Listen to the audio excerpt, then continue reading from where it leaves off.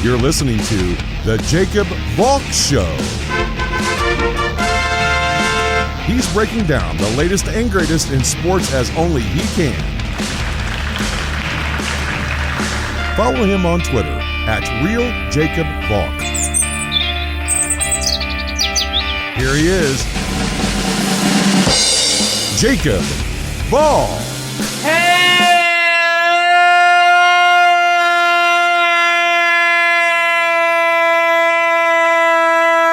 Hello, sports fans. Welcome to another edition of the Jacob Valk Show. I am the Jacob Valk, and you're not. I've got to start with Panthers-Texans, a game that unfolded basically exactly as we thought it would. You've got the Texans looking anemic. The Panthers took advantage of the young quarterback. The Panthers looked by far and away to be the better team. There were no real surprises. I mean, I guess the only surprise was how empty NRG Stadium was. But who wants to schlep out on a Thursday night to watch Davis Mills play quarterback? Who wants to watch this Texans team? It's a bad team. Here's how bad it was. The broadcast yesterday was talking up David Culley. Does anyone really think that David Culley is going to turn into a good coach? Does anyone think that David Culley's the right guy to lead this Texans team going forward? That was a terrible hire when it happened. Everyone knew it was a terrible hire. The Texans did a terrible job with that search. It's part of the reason why Deshaun Watson got upset. David Culley's not going to last 3 full seasons with the Texans. Now, I will say this. Davis Mills wasn't dreadful. I've seen worse performances by quarterbacks. He completed about 2/3 of his passes for 168 yards and a touchdown. The Texans could have had the game tied at the half, but Joey Sly just shanked an extra point. It didn't really amount to anything in the grand scheme of things, but at the time, you thought to yourself, hey, Texans being tied at the half, that would have been good for them. But that was really the high watermark of Davis Mills' NFL debut. You want to tell me the drive that resulted in the Texans field goal in the fourth quarter? Okay, but it resulted in a field goal. Hard for me to get incredibly excited about it. It was an impressive drive. You know, a good job by Mills, who looked more competent than I think we all thought he'd look, but it's hard for me to get very excited about it. I mean, the reality is the Texans played it safe with Mills, which is the right thing to do. He has a short week to prepare for a nationally televised game. In a perfect world, this guy wouldn't be starting. So you've got to ease him into the offense. So it's basically just throw short to medium passes to Brandon Cooks. Maybe get Jordan Akins a little involved, maybe Anthony Miller a little bit, but for the most part, it was just easy-ish passes to Brandon Cooks. And again, that was the right way to go about it, but You had a sense in watching that game that this was going to be a joke. It was competitive through like 3.5 quarters, but the second Darnold rushing touchdown put the kibosh on that. I think Mills looked better than we all thought he'd look. Does this mean he's going to turn into a good quarterback? I'm skeptical. I don't want to write the kid off, but it's tough to get very excited about him. He didn't look inept, but he didn't look like the second coming of Tom Brady either. Although I will say this, the Texans' running game didn't help him. That may have been the worst rushing performance I've ever seen a team have. The Texans only had 42 rushing yards in the whole game. To put that number into perspective, Chuba Hubbard, who came in to replace the injured Christian McCaffrey, had 52 yards by himself. That's not counting what McCaffrey did, what Darnold did, what Tommy Tremble did, what Royce Freeman did. It was just a disastrous rushing performance. I mean, you can't put it all on guys like Mark Ingram, Phillip Lindsay, and David Johnson. The Texans' offensive line was dreadful yesterday. Laramie Tunsil had an uncharacteristically bad game. Titus Howard was bad. Justin Britt was bad. Max Sharping was bad. Marcus Cannon was bad. According to Pro Football Focus, every starting Texans offensive lineman yesterday finished with a grade of under 54. That is dreadful. And the eye test backs that up, let me tell you. When you have a young quarterback who you're forced into playing, you didn't want to have to play him, but he's playing.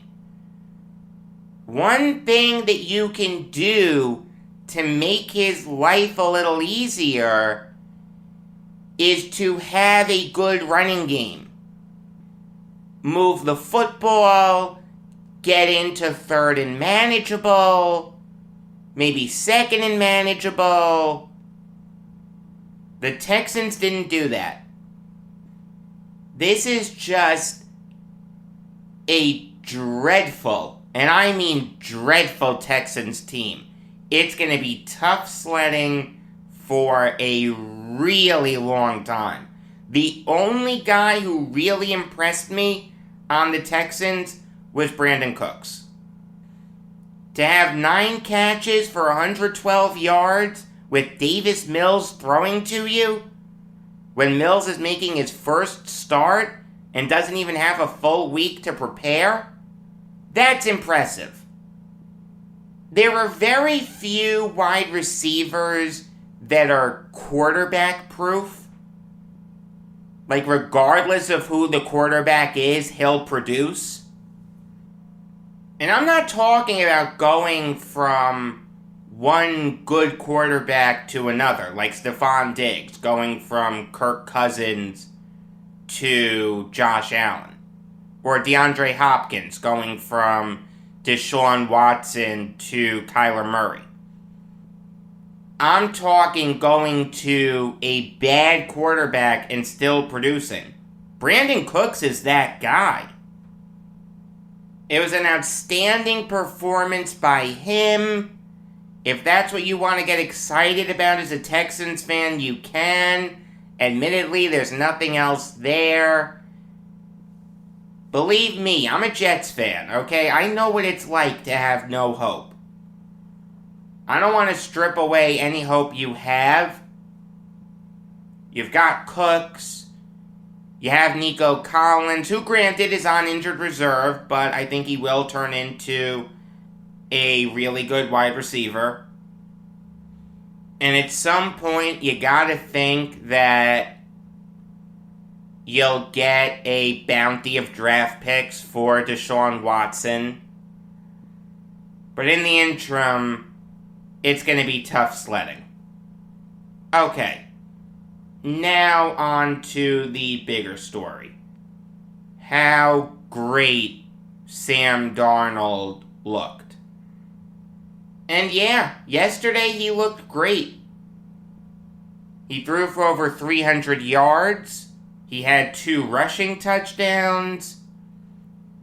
He threw for over 300 yards in back-to-back games. That's something he's never done. Darnold did a great job of getting everyone involved. 9 different Panthers had a catch yesterday. I mean, that last touchdown, the quarterback sneak in the goal line formation for both teams, it takes a tough quarterback to punch that ball in. Darnold punched it in, give him credit. That was the death blow for the Texans. And the Panthers are 3-0. Now, I knew I would see this, but it doesn't make me any more upset about it. People making fun of the Jets for how good Darnold looked. Adam Gase was trending on Twitter. I mean, one of the real losers of yesterday's game was the Jets. Darnold looking great, the Panthers moving to 3-0, so that second round pick is just getting worse and worse. And I'll say this, even as a huge Jets fan, it's very hard for me to sit here today and tell you that the Jets look competent for trading Darnold. Given how Zach Wilson played on Sunday, given the fact that the Panthers are 3-0, and Sam Darnold has thrown for over 300 yards in back-to-back games, it's tough for me to say that the Jets look good. I mean, you want to tell me it's low-hanging fruit to pick on the Jets? It's very easy, everyone does it. Yeah, it is low-hanging fruit, but there's a reason it's there. It's because it's so easy. And also, it's true. Like, it's impossible for me to sit here today and tell you that the Jets made the right decision in trading Darnold and rolling with Wilson. Do I think they did? The answer is yes. I'm not giving up on Zach Wilson by any stretch. I love Zach Wilson. I wore Zach Wilson's socks yesterday. I'm not kidding. But given how great Darnold looked, it's tough for me to slam my fist on the table like I did when Darnold was traded and say that the Jets are in a great spot. I mean, this is what I was saying to all you Jets fans out there who wanted Darnold to play well. Congratulations, your team just turned into a punching bag. Everywhere you go, on Twitter, on YouTube, wherever, even TikTok, there are people killing your team because of how good Darnold looks and how inept the Jets looked on Sunday. This is what I said would happen if Darnold played well. I hope you're happy because this team is more of a laughingstock than it was 24 hours ago.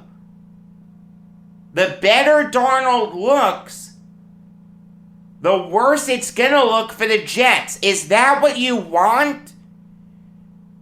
Do you want your team to look that inept? I thought being a fan of a team meant that you want them to do well. No, we want the Jets to look like they made a bad decision in trading Darnold? Huh. That's an interesting way of expressing your fandom. Look, as infuriating as it was for me to watch Sam Darnold ball out against the Texans, and believe me, no one was more upset watching that game than me, outside of Texas, I think you do need to take Darnold's performance with a little bit of a grain of salt. For starters, Darnold has put the ball on the ground at least once in all 3 games. Granted, he didn't lose any fumbles yesterday, and he didn't lose any fumbles against the Saints, but if we kill Daniel Jones for his fumbles, and we do, rightfully so, we've got to kill Darnold for his fumbles. We've got to be fair. Also, look at the teams that Darnold's going against. The Jets are dreadful. Are the Saints good? I don't know. I really don't know if the Saints are good or not. They look great in week 1, they look bad in week 2.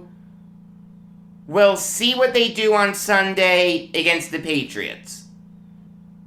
But I think it's safe to say that the Saints aren't world beaters. And the Texans are probably the worst team in the NFL.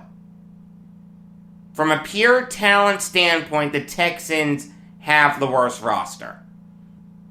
Darnold isn't beating great teams. Even next week, he's going up against the Cowboys. The Cowboys don't have a good defense. It's a game that the Cowboys should win, but it wouldn't surprise me if Darnold had a good game. Let's see what Darnold does against the Eagles in week 5. Because the Eagles' defense has been outstanding. They've only given up 23 points through 2 games. Let's see what he does against the Patriots. Let's see what he does against Washington. Let's see what he does against the Bills. Through 3 games, Darnold looks great. There's no question, but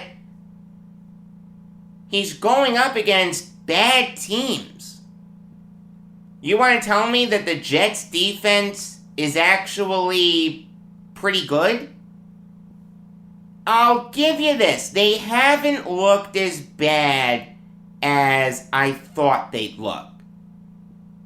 But again, they haven't gone up against any great quarterbacks. I'm not putting Sam Darnold in the Mahomes class yet. I'm not putting Mac Jones in the Aaron Rodgers class yet.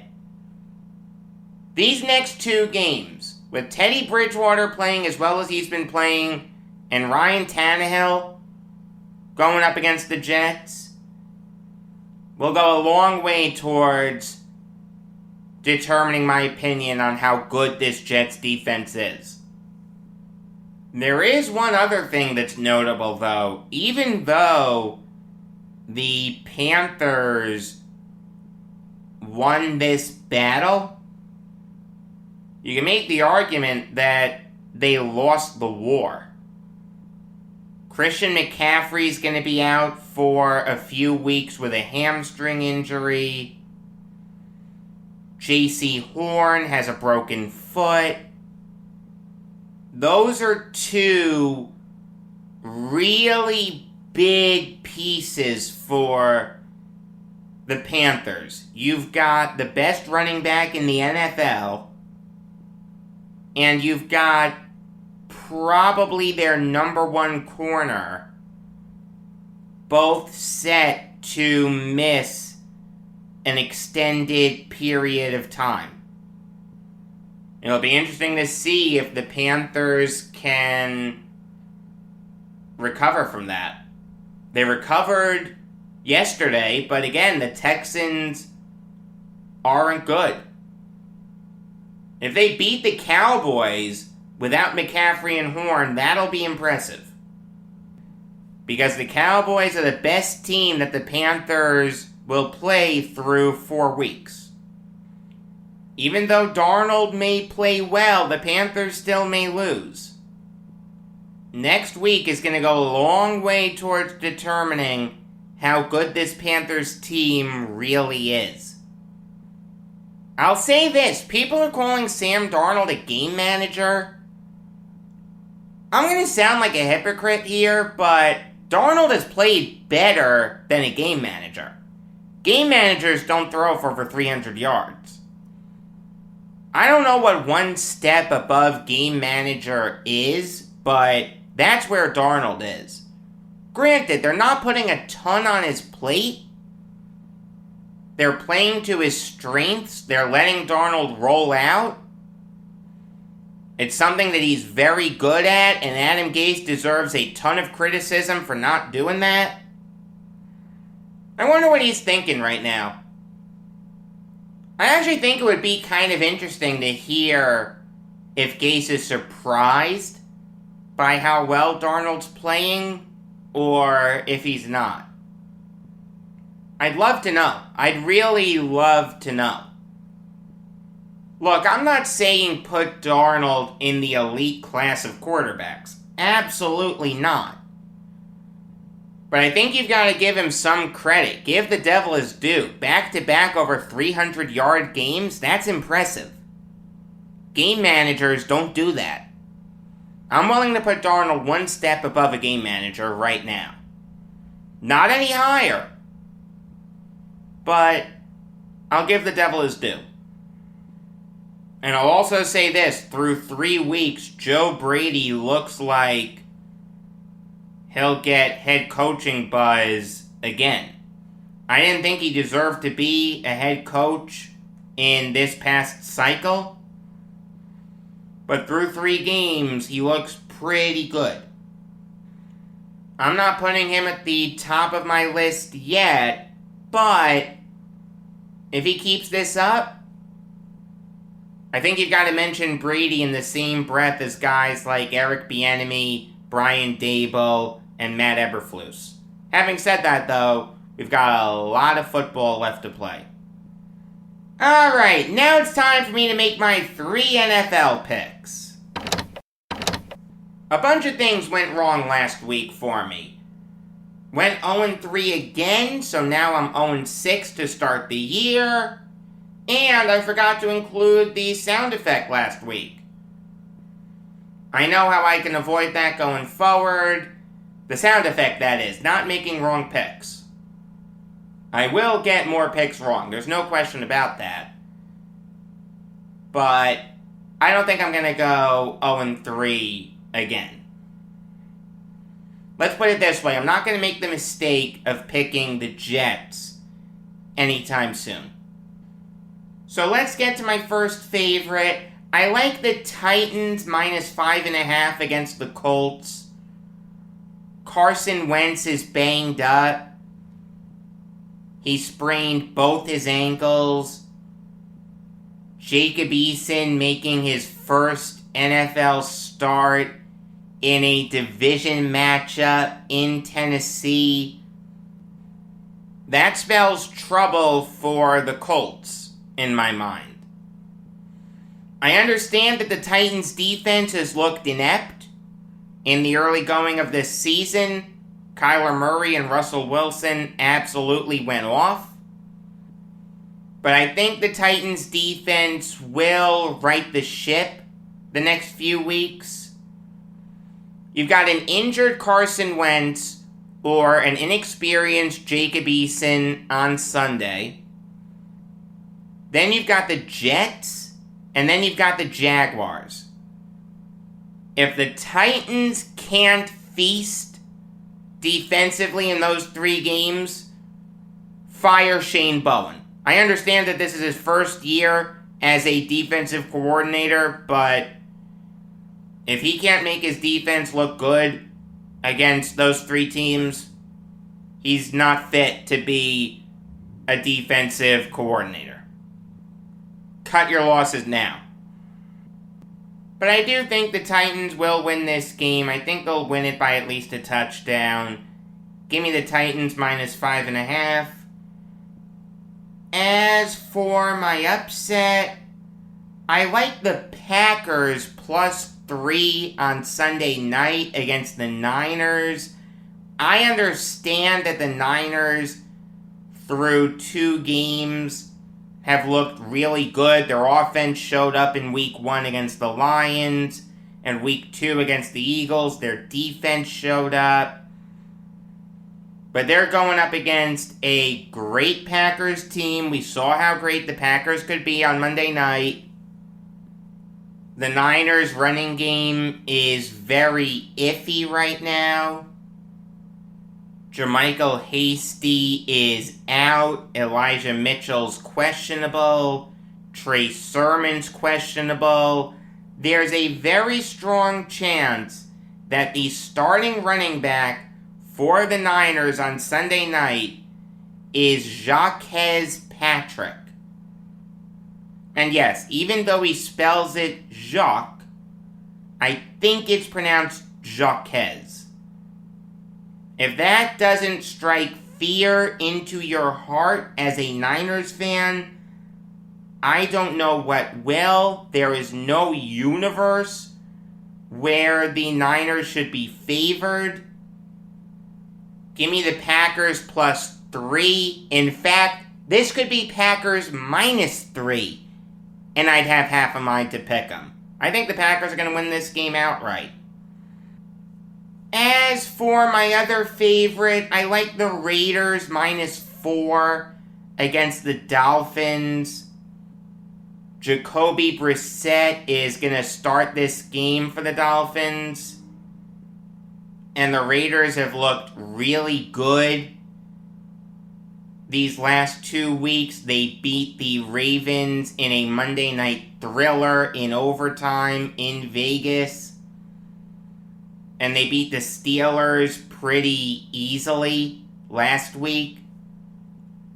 Through 2 weeks, Derek Carr looks like he can be MVP. I think the Raiders will win this game pretty easily. Give me the Raiders -4. So my picks are Titans -5.5, Packers +3, and Raiders -4. Although, once again, I went 0-3 last week and 0-3 the week before, so I'm 0-6 to start the year. Take my picks with a grain of salt. Alright, now I'll give you some college football Valk talk. And I'll start with Notre Dame, Wisconsin. Really exciting matchup for a bunch of reasons, but the one that I'm looking forward to the most is seeing Jack Cohn, Notre Dame starting quarterback, going up against his old team. If you'll recall, he was Wisconsin's starting quarterback in 2019. Now Cohn is at Dame, and Graham Mertz is leading the Badgers. If you'll recall, last year, I really praised Mertz. I liked him a lot. I thought he'd be a really good player as he matured. That hasn't happened. Through 2 games, he hasn't thrown a touchdown yet. He's thrown 2 interceptions. It's tough for me to get a handle on this Wisconsin team, because there's really no great defensive player that they have outside of Jack Sanborn. Sanborn is fantastic, one of the best linebackers in the nation. But after him, it really falls off. Yet Wisconsin has the 11th best defense in the nation in terms of opposing points per game.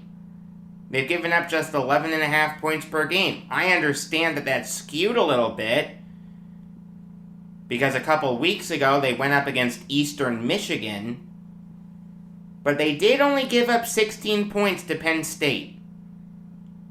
That's impressive. I gotta be honest with you, I'm more impressed with Notre Dame this year. Cohn looks great. Kyron Williams looks great. And defensively, I'll be honest with you, I like the Fighting Irish more than the Badgers. I understand that the stats don't show that, but individually, Dame has the more talented players. Jack Sanborn is better than any player on the Fighting Irish. There's no question about that. But like I said, there's a big drop-off between him and the second best defensive Badger.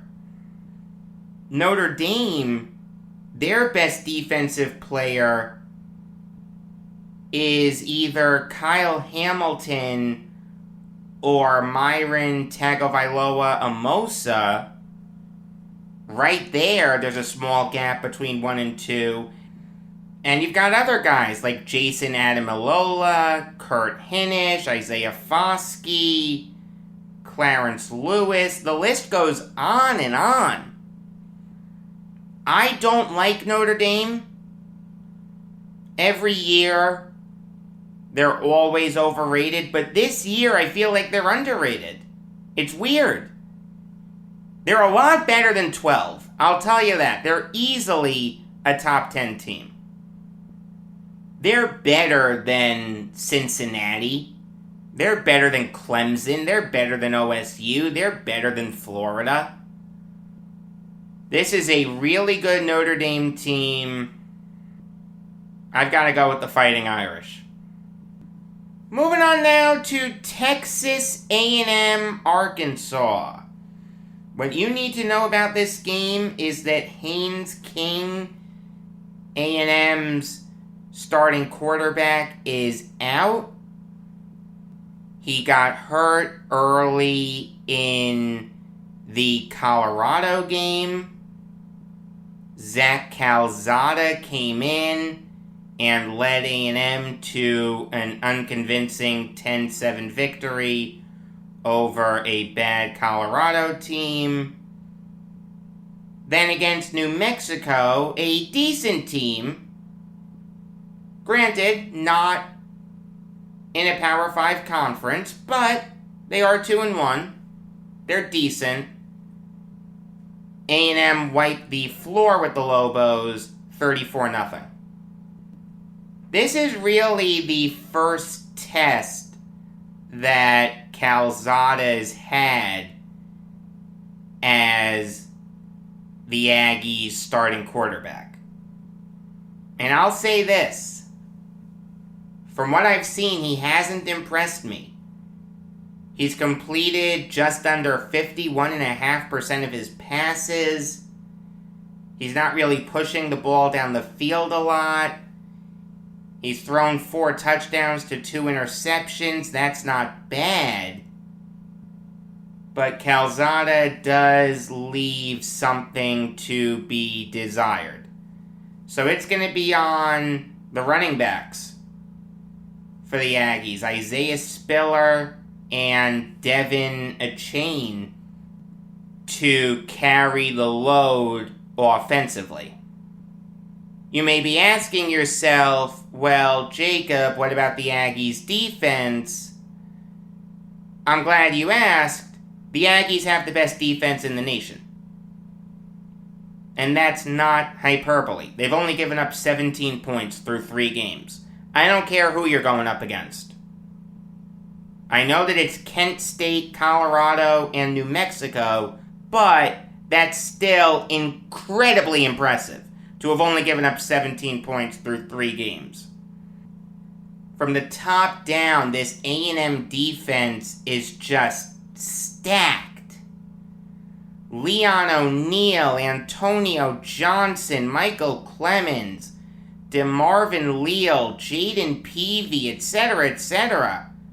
I barely scratched the surface of all the playmakers that A&M has on defense.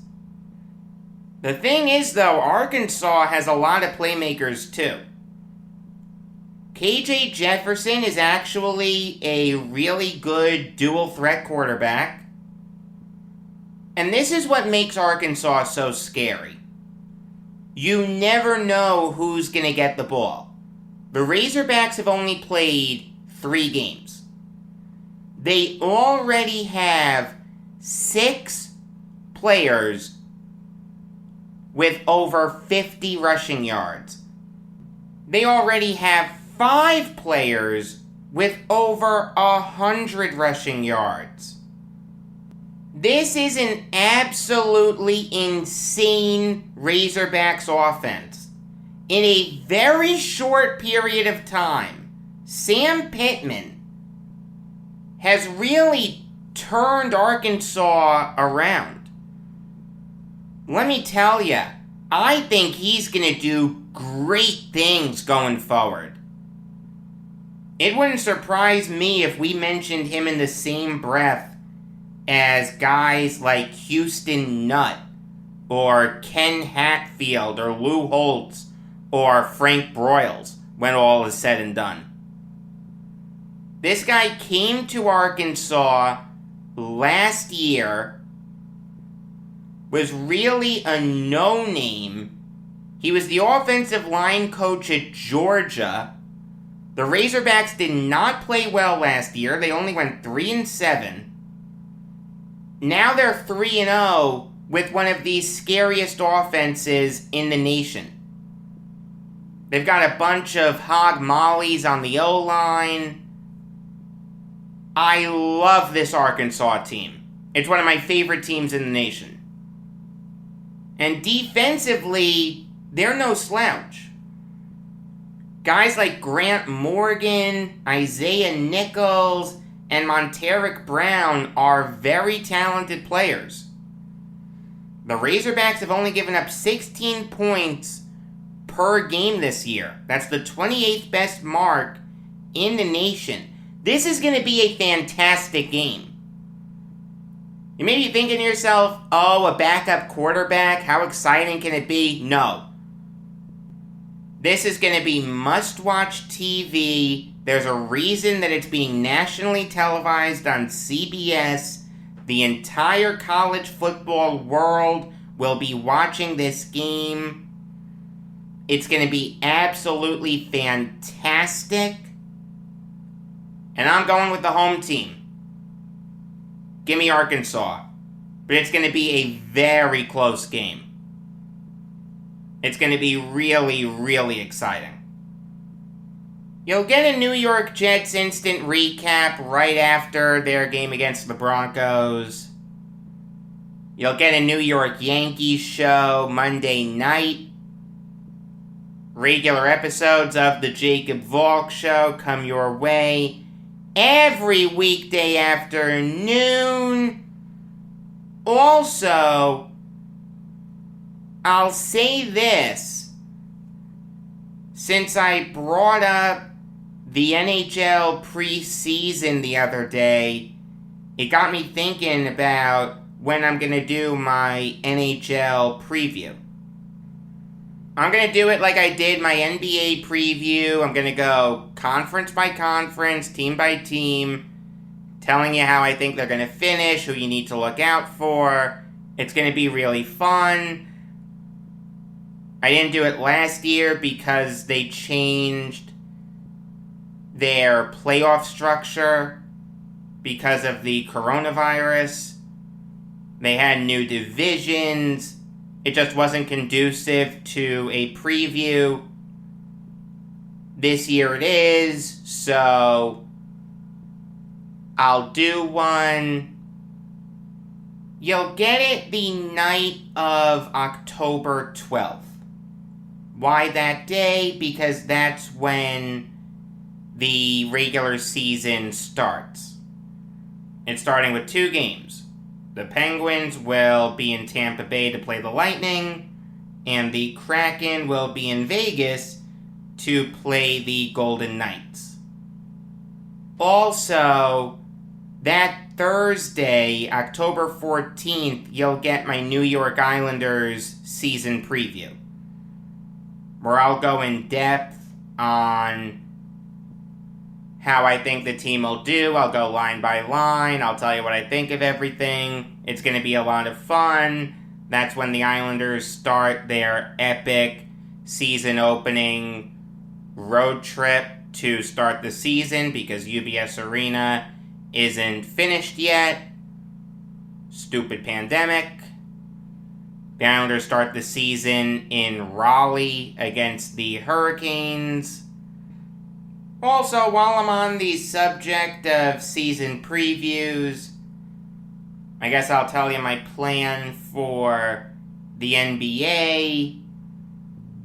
The night of October 18th, which is the day before the season starts, you'll get an NBA season preview, same thing as the NHL season preview. And the night of October 19th, before the Nets start the coming NBA season in Milwaukee against the Bucks, you'll get a Brooklyn Nets season preview. It'll be the same as the Islanders season preview. I hope that all made sense. I'll definitely give you reminders as those dates get closer. I'll say this, though. You can pencil those dates in, but don't write them in ink. Because depending on what happens with the Yankees and the playoffs, I may be forced to revise some things.